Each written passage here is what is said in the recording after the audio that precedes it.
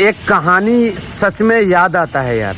जब बचपन का याद अभी आता है तो बहुत दुख होता है कि बचपन में जो है किस तरीके से हम लोग रहते थे और जो है अभी किस तरीके से रहते हैं। बचपन में एक पेड़ हुआ करता था, जामुन का पेड़, जिसमें खाने के लिए जाते थे। बचपन में बारिश होने के टाइम गिरता था, उसमें से फल तो नीचे में हम लोग खड़े हो गए, बच्चे लोग तो उसको खाते थे। और वो कोई और पेड़ नहीं, वो जामुन का पेड़ था, जिसके बाद जो है उसके पेड़ पे जाने के बाद जो है वो भगा देता था अपने गाछ के पास से कि मेरे गाछ के पास से भागो और जो है यहाँ पे मैं नहीं खाने के लिए दूंगा। लेकिन अब थोड़ा सा जब बड़े हो गए, परदेश में काम करने लगे, तो यहाँ जो है अब देखो जामुन ही जामुन, जामुन ही जामुन। अभी जामुन के पेड़ पे हो, कितना खाना है खाओ। इसलिए बोलता हूँ कि बचपन का जो लाइफ है वो सही टाइम से और सही जगह पे गुजरता है, और अभी का जो है अभी सही टाइम से गुजरता है। तो बिहार के नेताओं को मैं कुछ कह देना चाहता हूँ कि बिहार में जामुन का कमी नहीं है। अगर खाने का मन होगा तो जामुन खा सकते हो, लेकिन जो है गरीबों को परेशान नहीं करना। चाहे जितना जामुन खा लो, मैं खिलाऊंगा, लेकिन बिहार के किसी भी गरीब को परेशान ना करो। मैं तोड़ के लाऊंगा, लिफाफे में भर के लाऊंगा, नीचे लेके जाऊंगा, लेकिन आप इसको परेशान ना करो।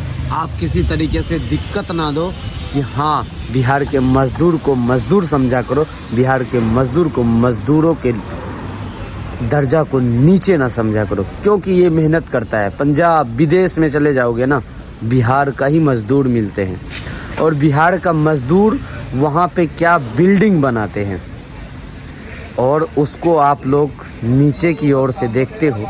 ये गलत बात है। मजदूरों को हक के पैसा को खाते हो, ये गलत बात है।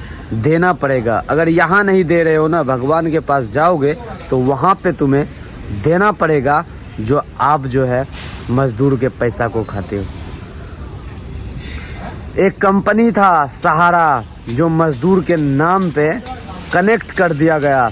एक कंपनी था विदेशों में, CNF कंपनी, जिसमें कि सिक्योरिटी गार्ड रहता है और गार्ड जो है अच्छे से सुरक्षा करता है।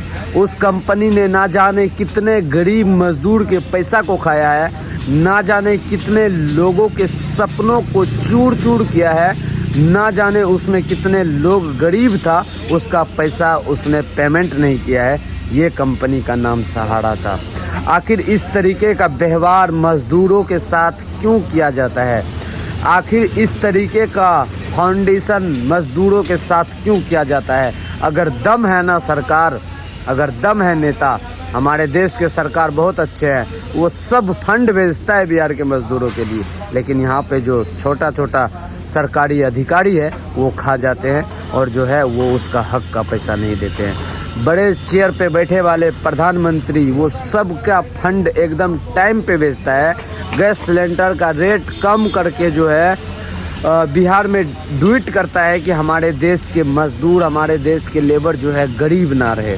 लेकिन क्या करते हैं यहाँ के सरकारी अधिकारी? उस हक को ही खा जाते हैं, अपने हक को बड़े करने के लिए, अपने ज़िंदगी को बड़े करने के लिए मजदूरों का हक मार लिया जाता है। आखिर क्यों? अगर दम है तो नीतीश कुमार, राहुल गांधी, इन सब का हक मारो ना। अगर इन पे मारोगे तो हम सब का दिल जो है उजाग उठेगा, लेकिन ऐसा तो नहीं है।